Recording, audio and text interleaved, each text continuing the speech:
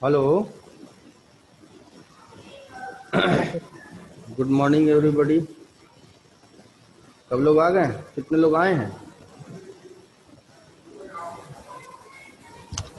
आए? हाँ, video of है। वीडियो चालू करने पे बच्चे कहते हैं कि सर स्पीड कम हो गई है, आवाज कट कट के आ रहा है।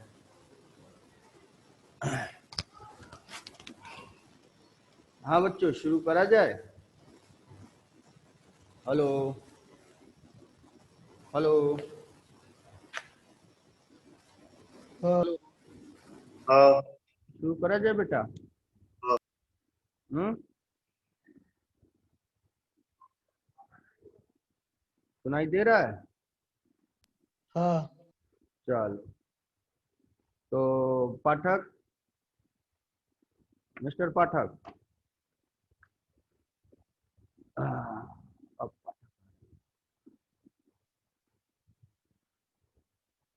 तो शुरू करते हैं। हाँ सर। क्या पढ़ाने को कहा था हमने कल कि आज पढ़ाएंगे? बोलो। इक्विलिब्रियम। हाँ, टाइप्स ऑफ इक्विलिब्रियम। तो ये 11th में बताया था तुम लोगों को, याद है? थोड़ा सा उसका हम फ्रेश कर दें तुम लोगों को। तो इक्विलिब्रियम की अगर हम चर्चा करते हैं, चार्टे हो लाइन पे? तो हाँ भाई, सर। तो बता बेटा, इक्विलिब्रियम कितने तरह के होते हैं? 3। कौन कौन? Stable, unstable and neutral. चल, यहाँ तक तो तेरा सही रहा। स्टेबल, अनस्टेबल, और तीसरा न्यूट्रल। अब तीनों की पोटेंशियल एनर्जी इक्विलिब्रियम पे क्या होगी?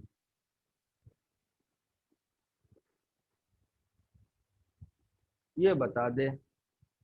स्टेबल की पोटेंशियल एनर्जी इक्विलिब्रियम पे क्या होती है? यही यही बहुत इंपॉर्टेंट कॉन्सेप्ट है बेटा। क्लास 11th में हमने खूब रगड़ रगड़ के पढ़ाया था इस चीज को। पाठक अंकल, आप कुछ बोलना चाहेंगे क्या? पाठक अंकल, बेटा चाटे, कुछ बोलना चाहोगे? नहीं बोलना चाहोगे तो कहो नहीं बोलना चाहेंगे, नहीं पता। पता है तो बता दो। हाँ भाई, नहीं पता सर। कोई बात नहीं, हम बता रहे हैं। बहुत बढ़िया, शाबाश, वेरी गुड। जो चीज ना आए एकदम खुल के कहो नहीं आता है, क्योंकि यहाँ सीखने आए हो ना बेटा। अरे यार, तत तेरी की।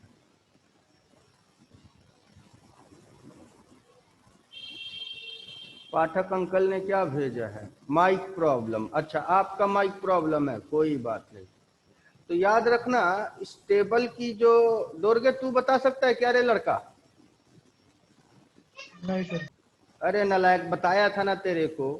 इसकी पोटेंशियल एनर्जी लीस्ट होती है और इसकी पोटेंशियल एनर्जी मैक्सिमम होती है, और इसकी पोटेंशियल एनर्जी कांस्टेंट होती है। याद रखना, स्टेबल की पोटेंशियल एनर्जी लीस्ट, अनस्टेबल की पोटेंशियल एनर्जी मैक्सिमम, और न्यूट्रल की पोटेंशियल एनर्जी कांस्टेंट। कहां पर? इक्विलिब्रियम पर।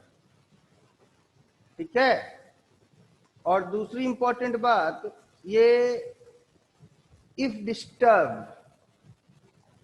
अगर ये डिस्टर्ब्ड हो जाए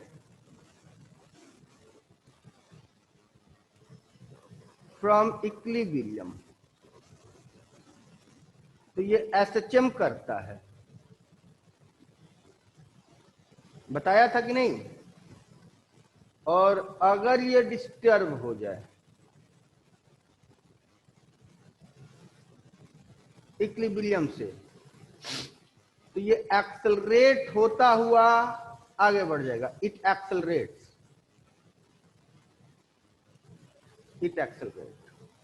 और अगर ये डिस्टर्ब हो गया इक्विलिब्रियम से, तो ये क्या होगा बेटा,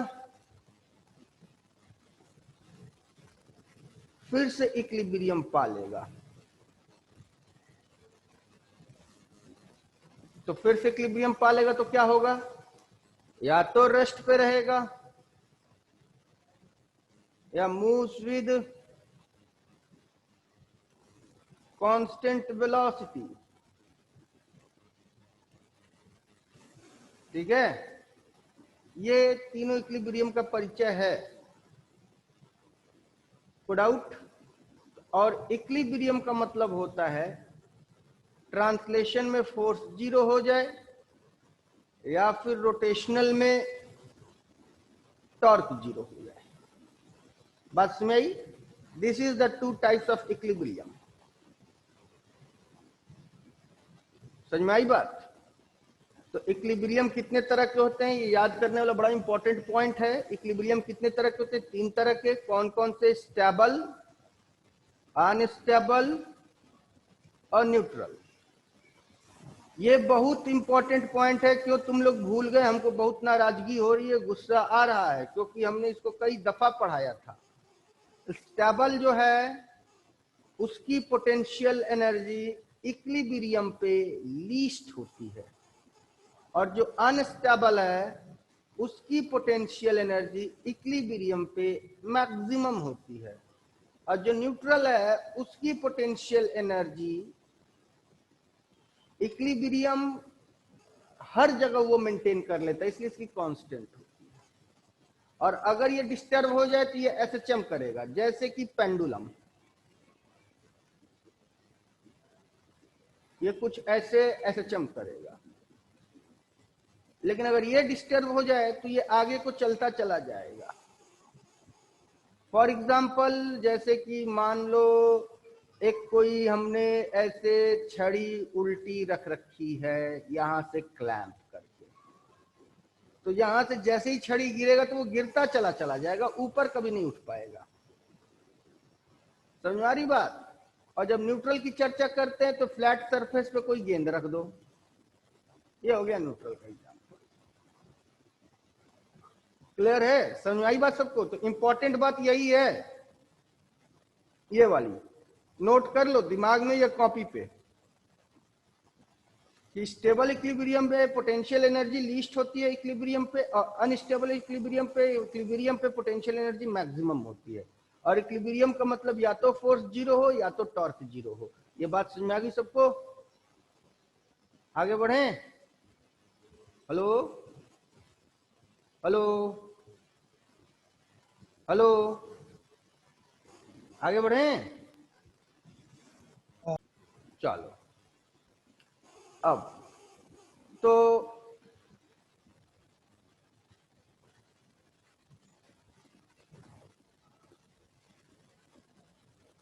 current carrying loop in uniform magnetic field। तो इक्विलिब्रियम ये कितनी बार मेंटेन करता है, दो बार। ये इक्विलिब्रियम दो बार मेंटेन करता है बेटा। वो दो बार कब कौन से हैं, जब angle between B vector and M vector कितना हो, 0 डिग्री, या फिर एंगल बिटवीन बी वेक्टर या एम वेक्टर कितना हो, 180 degree.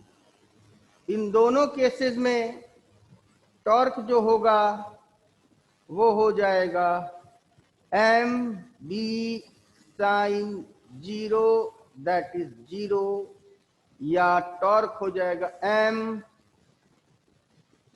B sine 180 equal to 0। तो दोनों इक्विलिब्रियम मेंटेन कर लिया। अब इसमें एक इक्विलिब्रियम बाय नेचर स्टेबल और एक इक्विलिब्रियम बाय नेचर अनस्टेबल है। बात समझ। तो याद रखना, एक वाला जो है वो स्टेबल इक्विलिब्रियम है, यानी कि 0 डिग्री पे स्टेबल इक्विलिब्रियम बनाता है और 180 डिग्री पे अनस्टेबल इक्विलिब्रियम बनाता है। ठीक है, अब चूंकि हमको पढ़ते पढ़ाते याद है इसलिए हमने बोल दिया, लेकिन तुम्हारे अंदर ये क्वेश्चन होना चाहिए हाउ, कैसे। आपने कह दिया तो हम कैसे मान ले sir, how it will be possible. तो जरा जाकर इक्विलिब्रियम का नोट्स देख लेना भाई, ये इससे पता लगेगा। ठीक है, इससे पता लगेगा, तो पता लगा लेते हैं। तो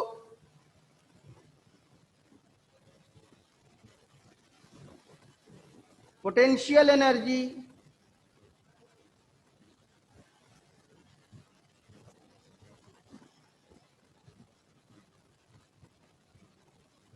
stored in loop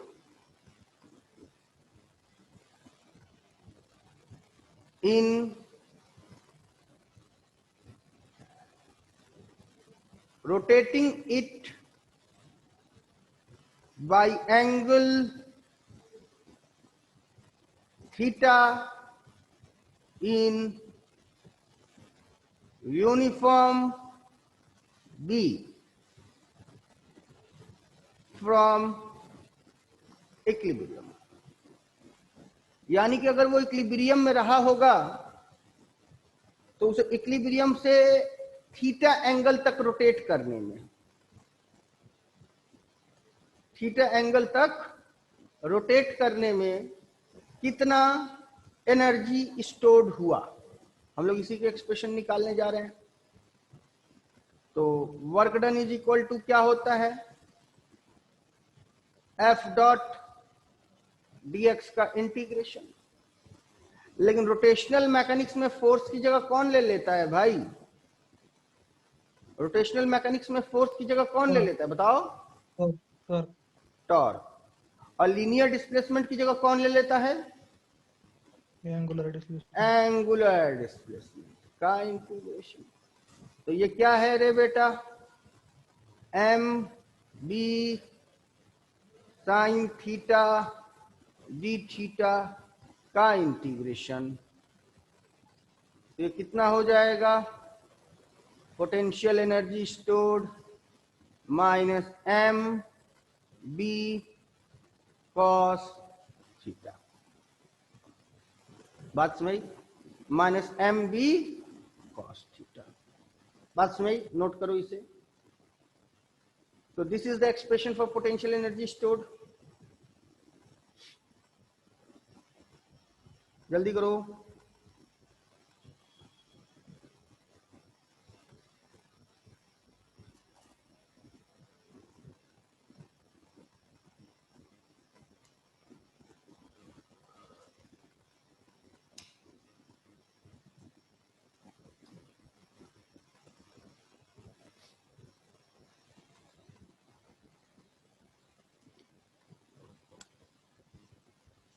नोट कर लेना तो बताना।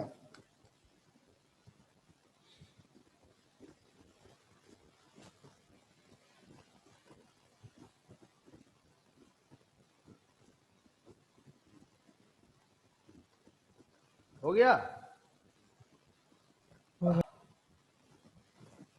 आगे बढ़े। हाँ, चलो आगे बढ़ते हैं।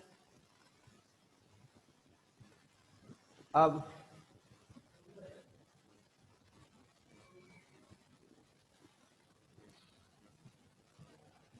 Potential energy stored in rotating a current carrying loop, current carrying loop from theta 1 to theta 2 in uniform magnetic field.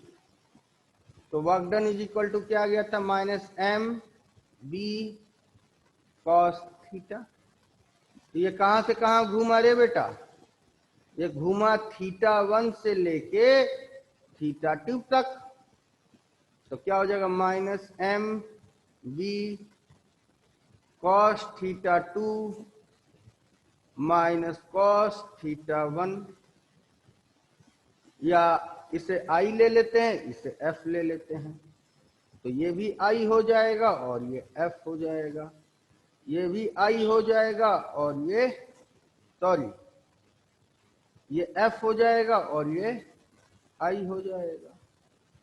बात समझ कि नहीं? तो माइनस को अगर अंदर कर दें तो क्या हो जाएगा M B cos theta F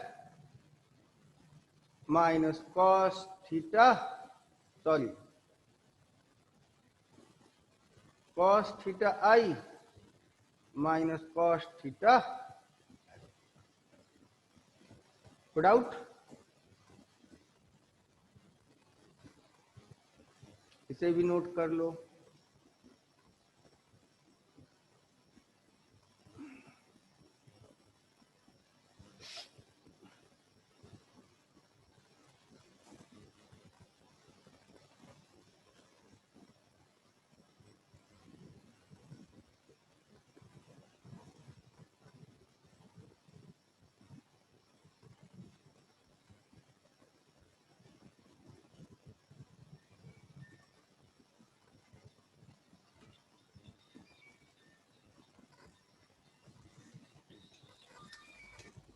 hello hello, हाँ बोला, हाँ बोला।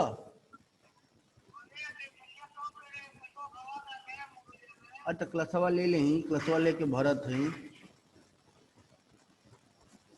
क्लास में ही 11 बजे खाली हो खब। हाँ 11 बजे खाली हो खब, रखो।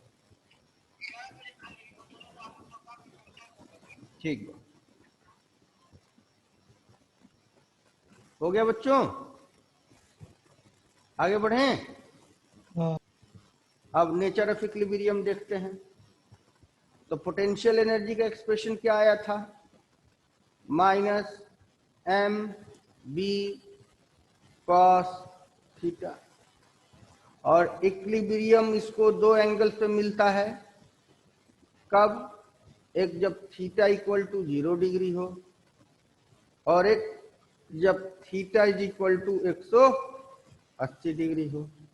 तो इस केस में अगर यू की चर्चा करते हैं तो minus M B cos 0 degree that is equal to minus M B. और जब इस केस की पोटेंशियल एनर्जी की चर्चा करते हैं तो क्या हो जाएगा minus M B cos 180 degree. तो ये कितना हो जाएगा एम बी। तो इस केस में यू आपको क्या मिल रहा है? मैक्सिमम। और इस केस में यू आपको क्या मिल रहा है? मिनिमम। यानी कि ये केस जो है ये स्टेबल का है, और ये केस जो है ये किसका है? समझ में आई बात कि नहीं आई? क्लियर है? हेलो हेलो, बोल भाई, हाँ जल्दी करो।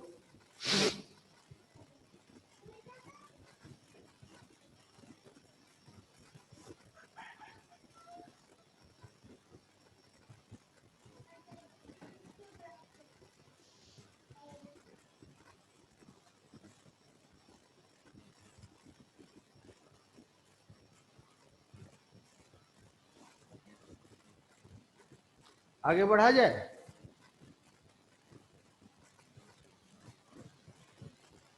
हेलो, हाँ चल,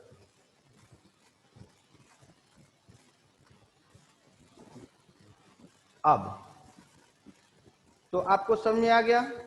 अब एक क्वेश्चन लिखते हैं। Question number 1, the current carrying loop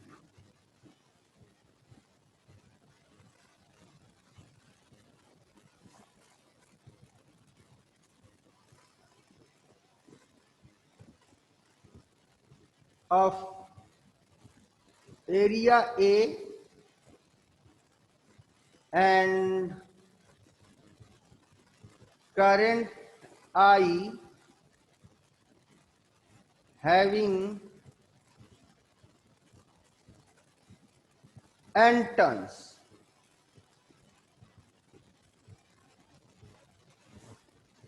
Placed in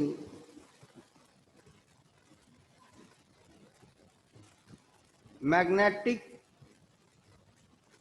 field B, बल्कि यहां पे यूनिफॉर्म वर्ड लगा लो, uniform magnetic field B,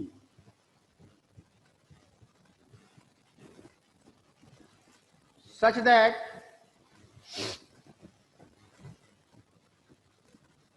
theta is the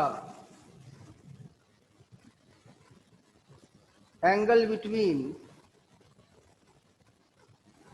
plane of loop and magnetic field. Find question number 1 torque, question number 2 potential energy. यहाँ पे थोड़ा सा पीछे एक चीज हम सुधारना चाहेंगे, इसको सुधार लो। पोटेंशियल लूप नहीं, यहाँ पे थोड़ा सा जोड़ दो। Expression of potential energy stored in a loop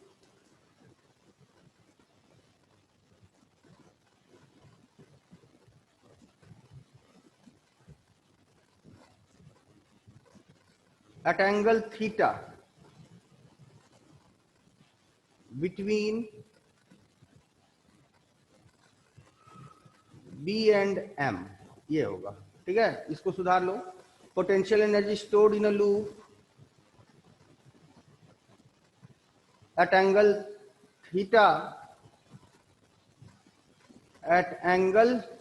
theta between B and M in a uniform B, ये कर लो। ठीक है, रोटेटिंग नहीं होगा। ठीक है ना, वो अगर थीटा एंगल पे है तो उसमें कितना एनर्जी स्टोर्ड होगा, याद हो गया?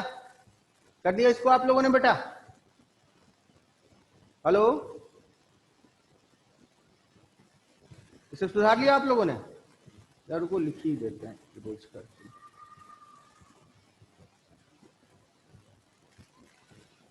OF रुक जाओ, लिख ही देते हैं हम, बल्कि ज्यादा बेहतर होगा।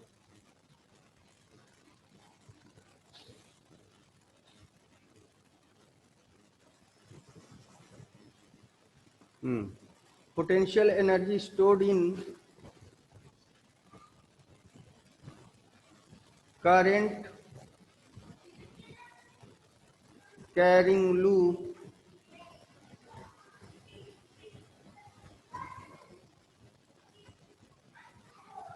placed in uniform B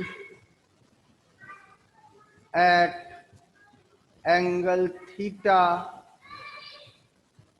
between B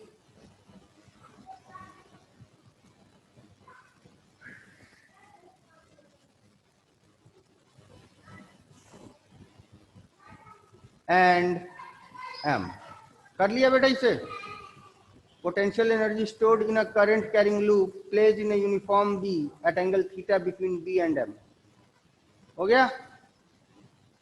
आगे बढ़ते हैं। हाँ, हो गया। ये क्वेश्चन लिख लिया बेटा? इस क्वेश्चन को जल्दी लिखें आप लोग।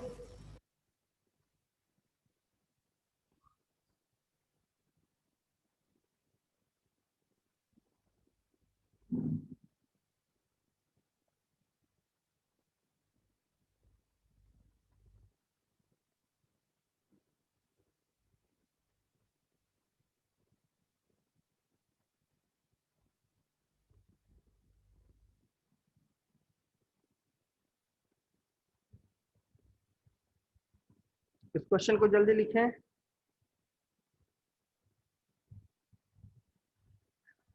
हाँ, चाय पिला दीजिए साहब।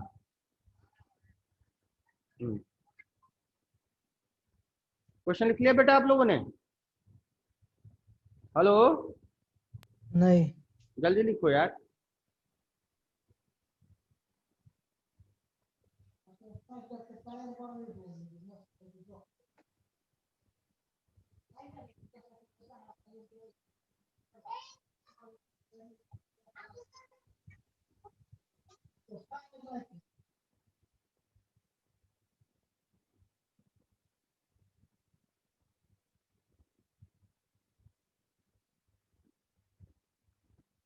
हो गया क्वेश्चन? हेलो, हाँ। चलो अब इस क्वेश्चन को देखते हैं, ठीक है? तो ये है आपकी लूप, कुछ यूं, और इस लूप में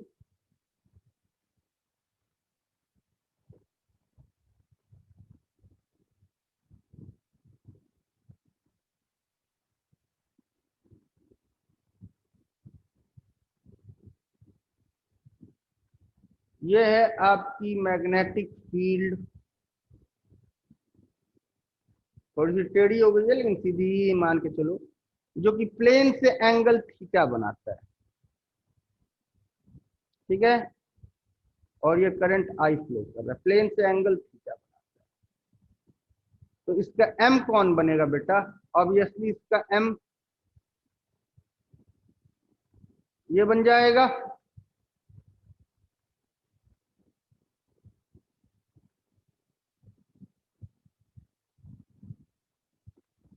और ये बी हो गया। तो बताओ इसमें टॉर्क कितना लगेगा?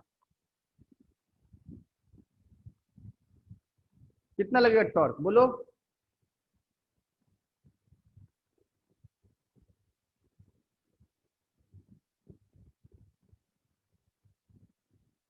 टॉर्क बता बेटा कितना लगेगा इसमें, और इसकी पोटेंशियल एनर्जी कितनी होगी, दोनों बता। हाँ बेटा,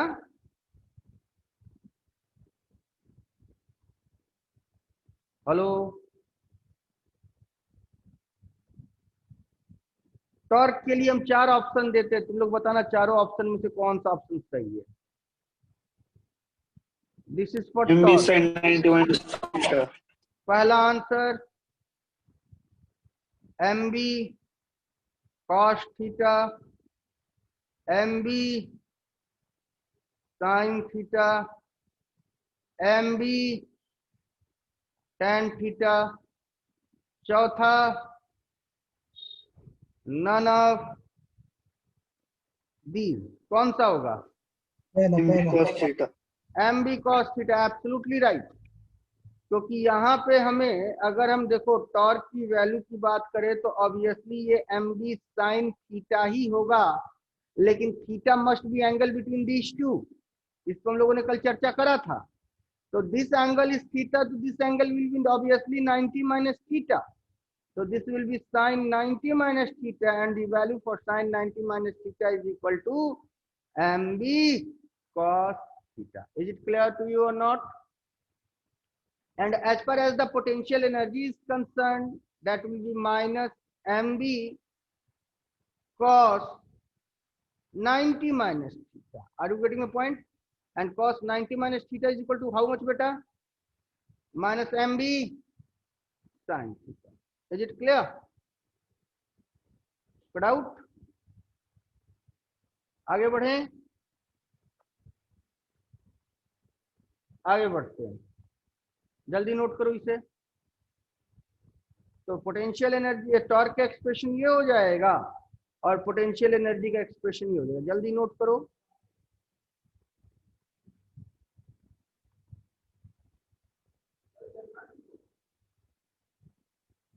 देखिए जल्दी करो, हो गया? हाँ। आगे बढ़ते हैं।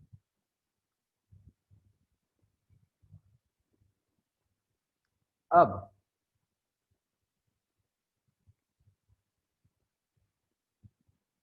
हम क्या चर्चा करने वाले थे? अब अगला टॉपिक क्या चर्चा करने वाले थे बताओ।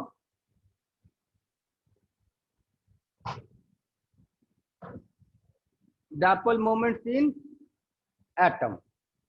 ठीक है, हेलो, सुन पा रहे हैं आप लोग? तो ये मेरा एक एटम है, हाइड्रोजन एटम।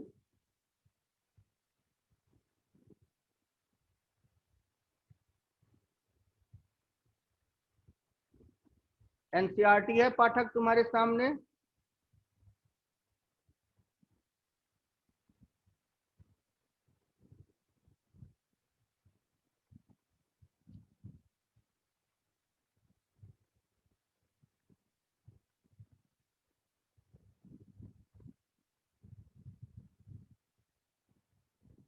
ठीक है, एनसीईआरटी में तुम्हारा तो स्पीकर ही खराब है, तुमसे बात नहीं करेंगे। जिसका स्पीकर चालू है भाई वो हमसे बात करे, और एनसीईआरटी भी साथ में रखा हो, दोनों बातें हैं। एनसीईआरटी साथ में रखा हो और स्पीकर भी सही हो, ऐसा जो भी है हमसे अभी बात करे।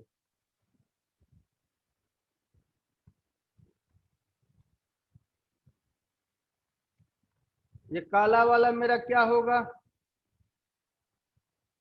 न्यूक्लियस होगा, और इस न्यूक्लियस में एक प्रोटॉन होगा, और यहाँ पे इलेक्ट्रॉन जो है वो यूं चक्कर लगा रहा होगा। ठीक है, तो आप देख सकते हैं इलेक्ट्रॉन चक्कर लगा रहे, तो इलेक्ट्रॉन अंडर मोशन हो गया, और इलेक्ट्रॉन जब अंडर मोशन होगा तो क्या ये करंट कैरिंग लूप की तरह बिहेव करेगा कि नहीं करेगा? और जब ये करंट कैरिंग लूप की तरह बिहेव करे तो करंट कैरिंग लूप हमेशा क्या बनाता है? Dipole moment. तो ऑब्वियसली ये डायपोल मोमेंट भी बनाएगा। तो इसकी डायपोल मोमेंट m जो होएगी वो कितनी हो जाएगी? तो ऑब्वियसली m जो होता है वो होता है I डॉट a। तो I की वैल्यू कितनी हो जाएगी? E upon T. I is equal to क्या होता है? Flow of charge per unit time. और a कितना हो जाएगा बेटा? pi r square. Let us assume this is to be radius r. Are you getting my point? अब इस t को एलिमिनेट करना है, तो तुमको पता है कि v इज इक्वल टू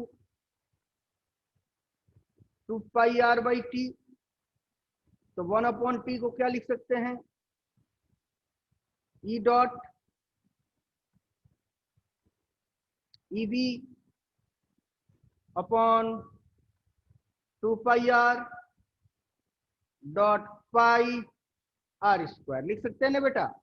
ये और ये कैंसिल, ये और ये कैंसिल, तो ये क्या हो गया? m v sorry m is equal to E V R upon 2। कर लीजिए यहां तक। जहां m क्या है? Magnetic moment. E क्या है? Charge on electron. v क्या है? Speed of electron. r क्या है? Radius of orbital. 2 क्या है? 2 ही है, और क्या?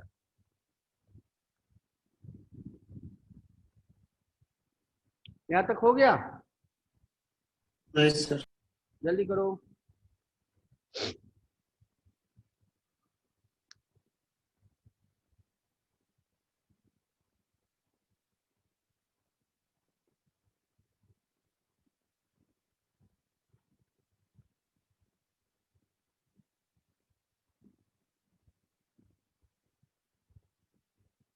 हेडिंग क्या दे?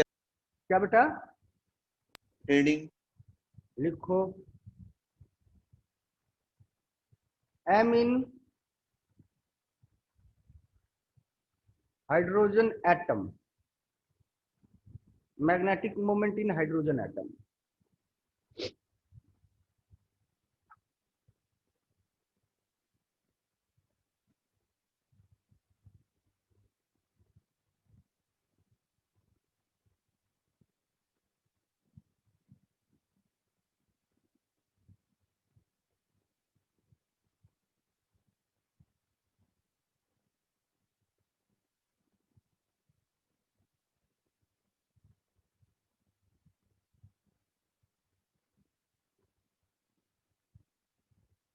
सर वेलोसिटी ऑफ इलेक्ट्रॉन है ना है बेटा? वी हाँ, v स्पीड ऑफ इलेक्ट्रॉन है, v जो है स्पीड ऑफ इलेक्ट्रॉन है, v रफ्तार की इलेक्ट्रॉन घूम रहा है। आगे बढ़े। अच्छा, बोर्स पोस्टुलेट आप लोगों ने केमिस्ट्री में पढ़ा होगा, फिजिक्स में तो भी पढ़ाएंगे हम। आप लोगों ने पढ़ा होगा angular momentum L is equal to mvr is equal to nh upon 2 pi. पढ़ा है कि नहीं? हाँ पढ़ा है। तो vr को क्या लिख सकते हैं हम लोग? L/m। vr को लिख सकते हैं nh अपॉन 2 पाई m।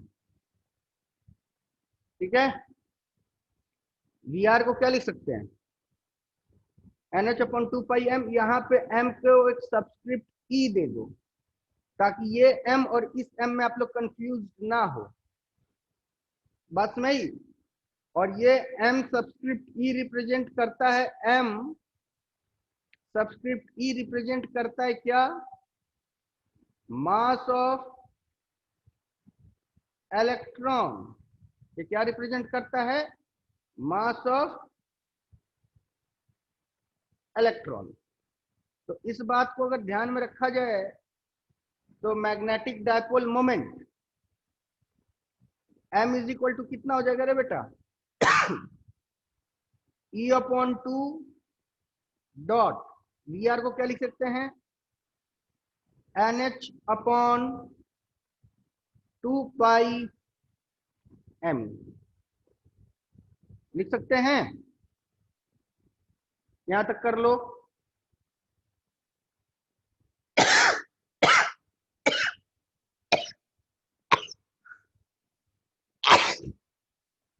प्रथमेश, तुम्हारे पास एनसीईआरटी है? हाँ है। हाँ, एनसीईआरटी के मैग्नेटिक्स चैप्टर के लास्ट से दूसरे या तीसरे पेज पे, लास्ट से दूसरे या तीसरे पेज पे देखो तो ये डिस्कशन है। 1 मिनट।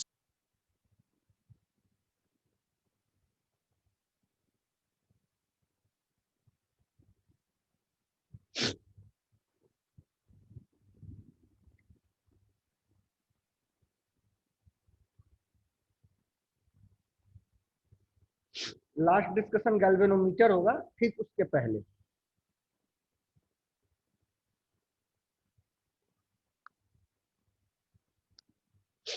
हो गया बेटा? आगे बढ़े, है ना? मिला। मिल गया ना? इस डिस्कशन के आगे हाँ। बढ़े बेटा? हेलो, आगे बढ़े? अब बोल नहीं रहे कोई। हाँ। अब देखो, इधर देखो, तो मेरे पास क्या आ गया? m is equal to n into EH upon 4 pi m। यही आ रहा है ना? n into EH upon 4 pi m। ठीक है, यही आया ना बेटा? जहां पे अगर देखा जाए तो E की value 1.6 into 10 to the power minus 19 good out. H Planck constant की वैल्यू 6 पॉइंट, जल्दी बोलो, हेलो, प्लैंक कांस्टेंट की वैल्यू बोल भाई। 6.626 into 10⁻⁻34 जूल से। माइनस 34 36 34। 6.6 ना बेटा? हाँ। ठीक। मास ऑफ इलेक्ट्रॉन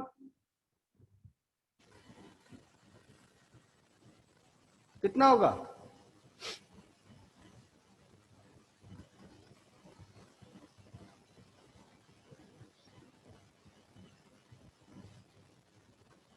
यही है ना मास ऑफ इलेक्ट्रॉन? हाँ जी। देख लो एक नजर। हाँ। तो ये सारी चीजें, अब 4 पाई भी एक कांस्टेंट है, ठीक है? इन सबको अगर इस अंदाज में सॉल्व करा जाए तो कैलकुलेटर उठाने की जरूरत नहीं है। इस पूरे को सॉल्व करने के बाद एक वैल्यू आती है, वो वैल्यू कितनी लिखी हुई है एनसीईआरटी में बेटा बताओ? 9.27 9.27 into 10 raised to power minus 24. 10 to the power minus 24, यही है ना बेटा? Oh, और इस वैल्यू को हम लोग नाम देते इस वैल्यू को, यानी कि EH/4πme is equal to 9.27 into 10 to the power minus 24। इसे नाम दी जाती है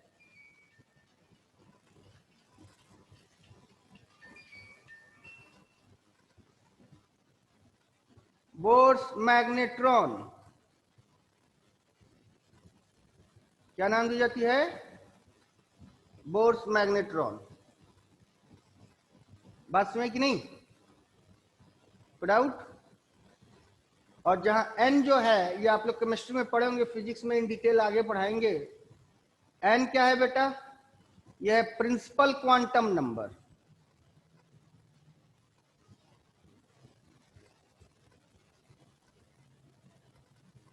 यानी कि nth ऑर्बिट। ठीक है? तो magnetic moment m is equal to हमेशा इतना होता है।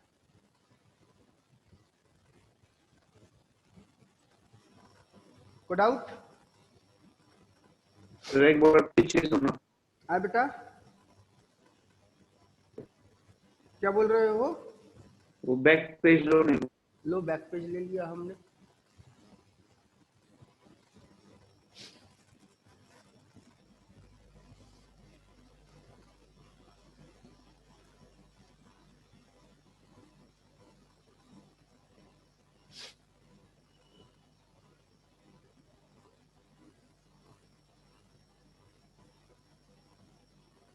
हाँ हो।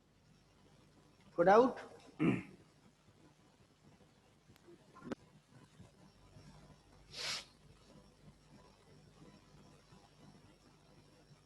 जल्दी करो।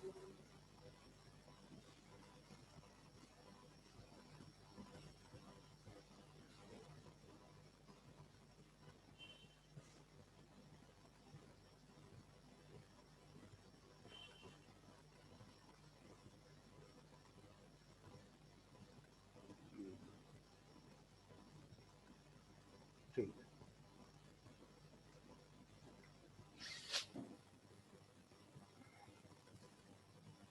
आगे बढ़ा जाए बेटा। को doubt?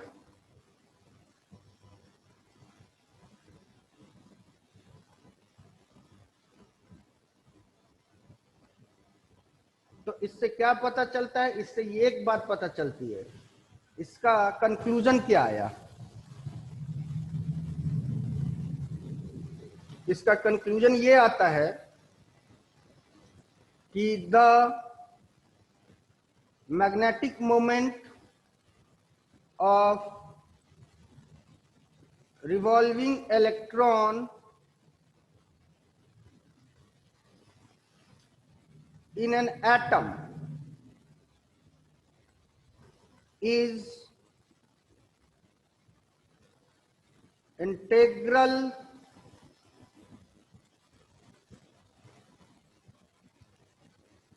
multiple of 9.27 into 10 to the power minus 27, और इसी को क्या कहते हैं? Bohr's magnetron. ठीक है? यानी कि लिख सकते हैं क्या? Magnetic moment m is equal to n into Bohr's magnetron. Bohr's magnetron को कुछ यू डिनोट करते हैं b के सबस्क्रिप्ट m से। ठीक है? प्रिंसिपल क्वांटम नंबर तो 1 होगा, 2 होगा, 3 होगा। प्रिंसिपल क्वांटम नंबर क्या होता है? nth orbit of the electron. ये क्या होता है?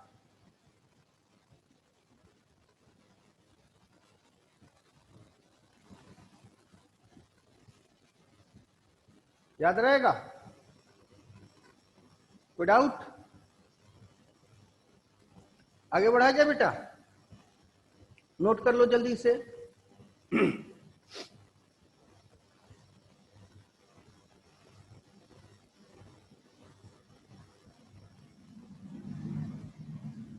Note it.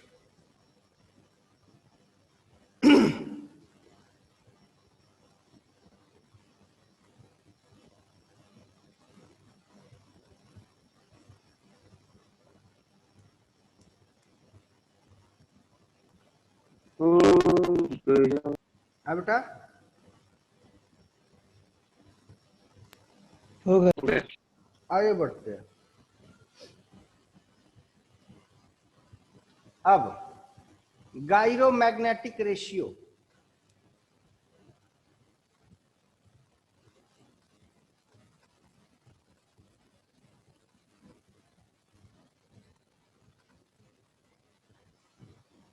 क्या पढ़ने जा रहे हैं हम लोग?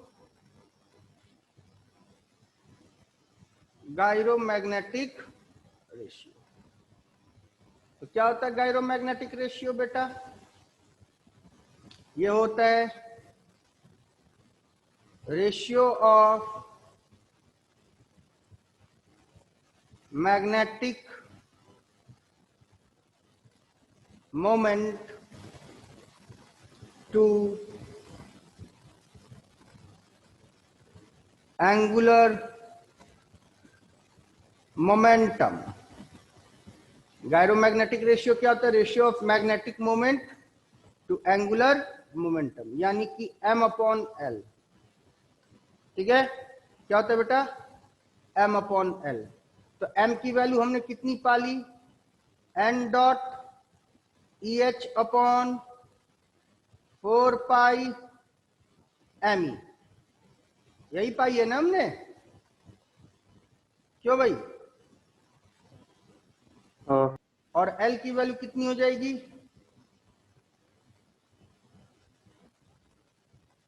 NH अपॉन 2 पाई। क्लियर है? तो सॉल्व कर लेते हैं। N dot E dot H upon 4 पाई ME into 2 pi upon NH। पाई और पाई कैंसिल, NH और NH भी कैंसिल, और ये कैंसिल होके हो गया कितना? 2। इसकी वैल्यू कितनी आई? E upon 2ME। कितनी आ गई? E upon 2ME।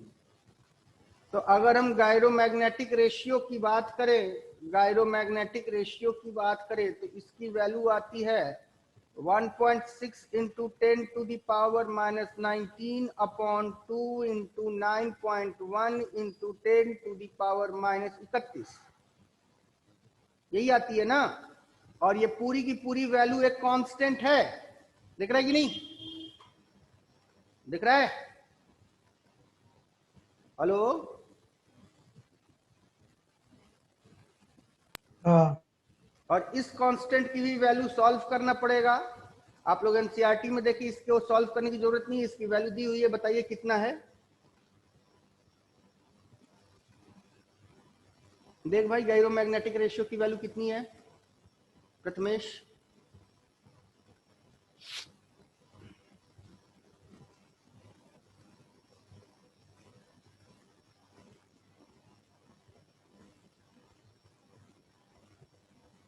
कितना है? Hello? 8.8 into 10 raised to power 10. ये बोला कौन? 8.8 Mean answer. Into 10 to the power 10. 10। This is the expression. अच्छा, इसका यूनिट कितना हो जाएगा बेटा? इसकी यूनिट कुलाम, इसकी यूनिट केजी। तो क्या हो जाएगा? कुलाम पर केजी। हाँ, किसने बोला? मीनल ने बोला। हाँ सर. चलो कोई बात नहीं, थैंक यू। आइए फिर तुम लोग इसे सॉल्व करो। रटने की कोई जरूरत नहीं है, क्योंकि परीक्षाओं में इनकी वैल्यू दी होती है, और अगर ना दी हो तो बेटा रट लो। हमें अब रटने की जरूरत नहीं है, क्योंकि हमें अब एग्जाम नहीं देना है, जेई मेंस और एडवांस हमें नहीं देना। हम डेरिवेशन बता दिए, समझा दिए, वैल्यूज रख दिए, बाकी कैलकुलेट करना तुम्हारा काम है। Any problem? ऐसे मेरा एक्सपीरियंस है कि ज्यादातर कांस्टेंट्स की वैल्यू हमेशा दी होती है फिजिक्स में। फिजिक्स के पेपर में सारे कांस्टेंट्स की वैल्यू अब तक दी हुई है। आगे बढ़ा जाए? हाँ। चलो आगे बढ़ते हैं। अब अगर हम लोग बात करें तो अब तक हम लोगों ने कुल कितने डिवाइस पढ़ लिए हैं? 2 डिवाइस। कौन कौन से? एक वेलोसिटी सेलेक्टर, ठीक है, और दूसरा साइक्लोट्रॉन, और तीसरा और चौथा हम लोग पढ़ने जा रहे हैं, ठीक है। तीसरा और चौथा हम लोग पढ़ने जा रहे हैं। तो तीसरा हमारा कौन होगा? मोटर। और चौथा कौन होगा? गैल्वेनोमीटर, ठीक है। क्या क्या पढ़ेंगे अब हम लोग? 2 डिवाइस के बारे में। कौन कौन से? मोटर एंड गैल्वेनोमीटर, ठीक है। और तुमको कोई भी डिवाइस अगर आ जाए, device board point of view से ज्यादा इंपॉर्टेंट है डिवाइस के डिस्क्रिप्शन। वेलोसिटी सेलेक्टर पढ़ लिया, साइक्लोट्रॉन पढ़ लिया, अब पढ़ेंगे मोटर एंड गैल्वेनोमीटर। तो अगर मोटर की चर्चा करी तो कोई भी डिवाइस हो, डिवाइस में 4 इंफॉर्मेशंस बड़े इंपॉर्टेंट होते हैं। चलो बताओ वो 4 इंफॉर्मेशन कौन कौन होते हैं? पहला उसका क्या होता है? इंट्रोडक्शन। दूसरा बेटा प्रिंसिपल, प्रिंसिपल, प्रिंसिपल। तीसरा कंस्ट्रक्शन, कंस्ट्रक्शन, वर्क, और चौथा वर्किंग। वर्किंग, ठीक है। तो यही 4 हमें पढ़ना है। क्या बेटा कुछ बोलना चाह रहे हो? तो हम लोग मोटर की चर्चा कर लेते हैं। तो मोटर क्या है? सबसे पहले तो उसका इंट्रोडक्शन ही पे आ जाता है। व्हाट इज मोटर बेटा? What is motor? Anybody inside the class who can explain motor?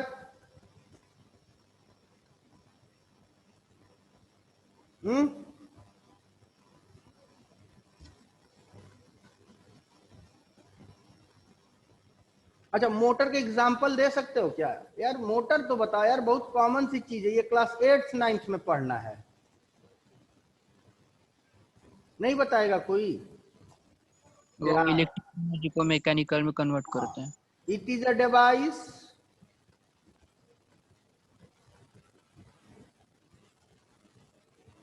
which is used to convert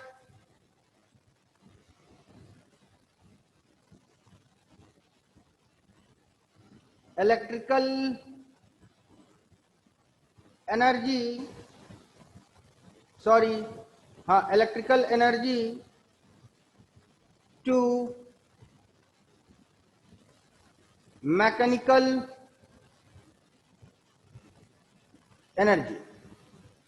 It is a device which is used to convert electrical energy into mechanical energy. इसका सबसे जबरदस्त example बताओ तो। तुम्हारे घर में कहीं motor लगा है? जहां तुम बैठ के पढ़ाई कर रहे हो वहां कहीं मोटर लगा है? Absolutely right. Electric fan is one of the best example. Clear है? Electric fan is the best example of electric motor. अब इसका प्रिंसिपल बताओ, इसका प्रिंसिपल बताओ बेटा। बोलो, बोल भाई principal. gives how When current carrying loop is placed in magnetic field, it experiences torque. It experiences torque. हो गया? कोई डाउट? आगे बढ़ें? हेलो, चलो अब आते हैं कंस्ट्रक्शन। फिर वही बात कि इसका फोटो बनाना थोड़ा सा टेक्निकल काम होगा, लेकिन फिर भी कोशिश करते हैं कि फोटो बना लिया जाए। समझ में नहीं आ रहा है कैसे फोटो बनाएं, क्योंकि इस पे हाथ सही चल नहीं पाता है मेरा। राइटिंग तो ऐसा बनता है जैसे लगता है कि हम 5वीं फेल हैं।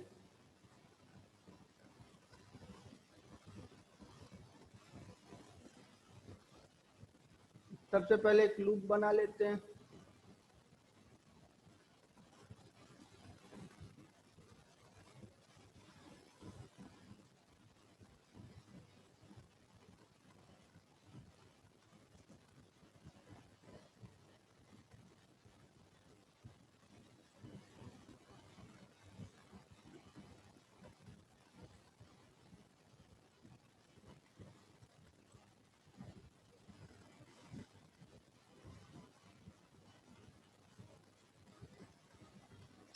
नहीं हो पा रहा है, गंदा हो जा रहा है।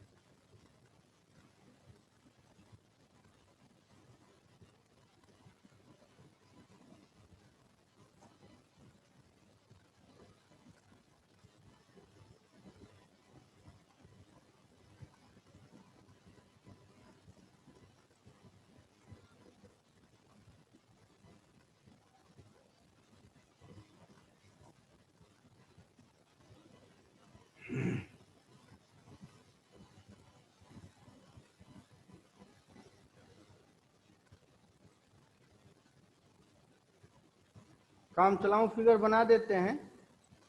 तुम लोग ने किताब से बढ़िया फिगर देख लेना बेटा।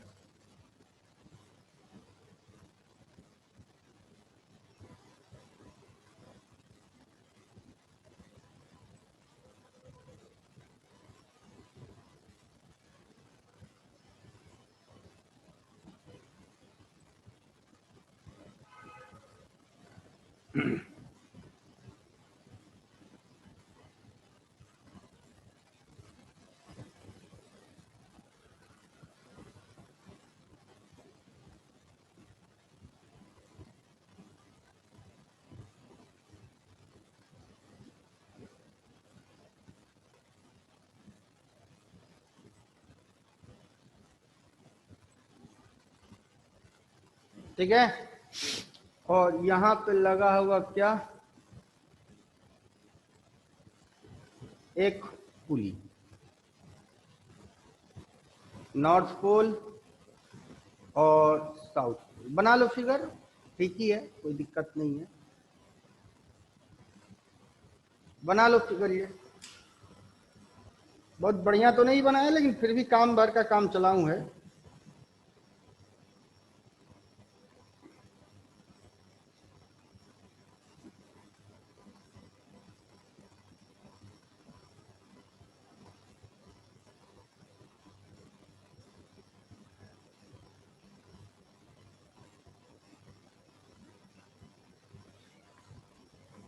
जल्दी फिगर बनाओ, फिगर बना के बोलो कि बना लिया।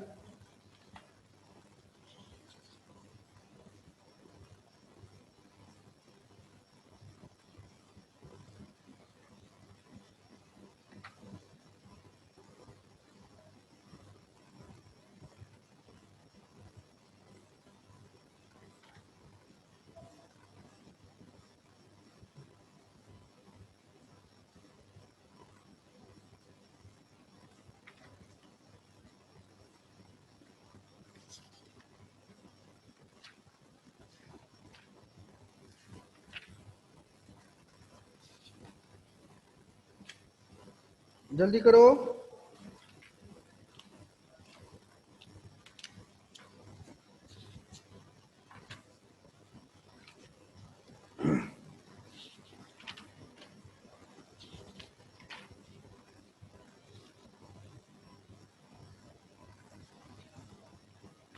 हो गया बेटा, हो गया, जल्दी करो, हो गया। अब बोलेगा नहीं कोई।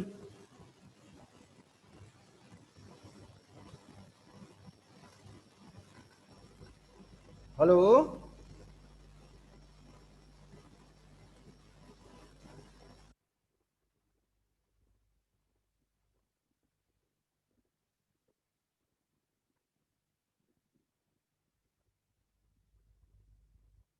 ड्रॉ कर लिया फिगर आप लोगों ने?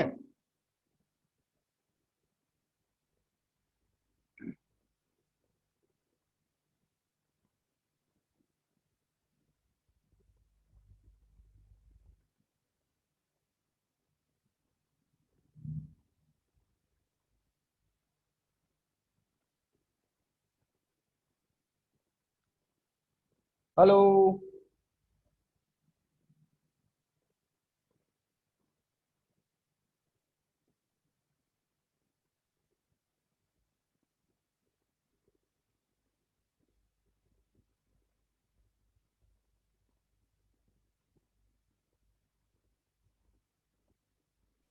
हो गया सर जी। आगे बढ़ते हैं। तो ये इसका कंस्ट्रक्शन है। अब कंस्ट्रक्शन के बाद थोड़ा सा हम लोग इसकी वर्किंग पढ़ लेते हैं, ठीक है, ये कैसे काम करता है। तो वर्किंग हम लोग समझते हैं। देखो, टाइम हो गया। टाइम भी हो गया, चलो इसकी वर्किंग भी हम लोग समझ लेते हैं। खास नहीं, इसकी वर्किंग एक स्टेप में समझा देते हैं, तो गैल्वेनोमीटर शाम को होगा। ये है मैग्नेटिक फील्ड, नॉर्थ पोल से साउथ पोल फील्ड लाइंस निकलेंगी कुछ यूं, ठीक है। और इस मैग्नेटिक फील्ड लाइंस में करंट कैरिंग लूप है। तो जब इस मैग्नेटिक फील्ड में ये सोर्स ऑफ ईएमएफ है, सोर्स ऑफ ईएमएफ से करंट कैरिंग लूप बना। और जब ये करंट कैरिंग लूप किसी मैग्नेटिक फील्ड में क्या एक्सपीरियंस करेगा, टॉर्क। और जब ये टॉर्क एक्सपीरियंस करेगा तो ये क्या करेगा, रोटेट करेगा। तो जब ये रोटेट करेगा तो इससे कनेक्टेड कौन है, पुली, तो पुली भी रोटेट करेगा। अब पुली में फैन लगा दोगे तो ये पंखा बन जाएगा। पुली में एक पट्टा लगा के और इस पुली को आटा चक्की मशीन से कनेक्ट कर दोगे तो आटा चक्की मशीन चलेगा। आप समझ रहे कि नहीं मेरी बात? डाउट? हेलो, हाँ तो ये होगी इसकी वर्किंग। तो आप लोग ध्यान दें, कुछ होमवर्क हम दे रहे हैं, ये होमवर्क पॉजिटिवली होना चाहिए। कल हम डिस्कस करेंगे, आज जा रहे हैं एनसीईआरटी की किताब खरीदने। ताकि तुम लोगों को क्वेश्चन कराया जाए। तुम लोग तो पूछने से रहे, हम बार बार कहेंगे क्वेश्चन पूछो क्वेश्चन पूछो। तो आंसर क्या बेटा, क्या बोले? हेलो। तो homework 1,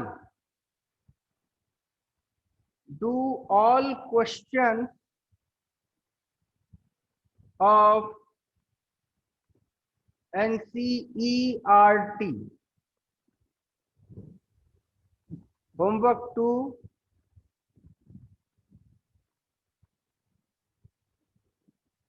draw the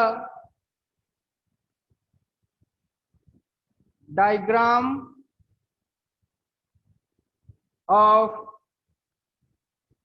motor and explain its construction and working। और तीसरा जो है ये आज शाम को ही हम करेंगे इस पे काम 3 बजे। Draw the diagram of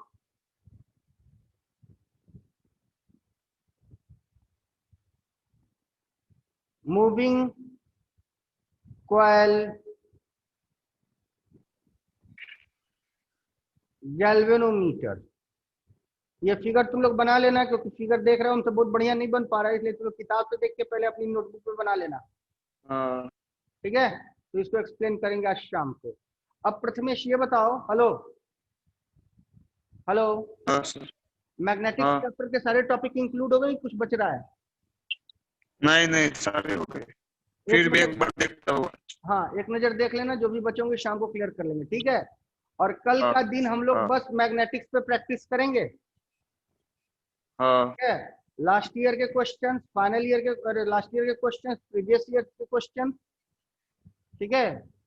mains advance के क्वेश्चन, एनसीईआरटी के क्वेश्चन, एचसी वर्मा के क्वेश्चन, प्रैक्टिस करो बेटा। प्रैक्टिस चल रही है आप लोगों की? हाँ। तो मॉड्यूल हो रही है, मॉड्यूल हो गई कि हो रही हो है? रही है। क्वेश्चन बन रहे हैं धकाधक? हाँ चलो, तो अब हम हाँ। डिस्कनेक्ट हो। कोई एक चैट भेजा है, देखे कौन चैट भेजा है भाई? अनुराग पाठक, हाँ अच्छा, अनुराग का स्पीकर खराब है, कोई बात नहीं। अनुराग स्पीकर बना लो यार, तुम भी यार गजब भाग करते हो। तो आज के लिए हाँ नमस्ते बोला जाए अभी के लिए। हाँ। हाँ चलो फिर, थैंक यू। अनुराग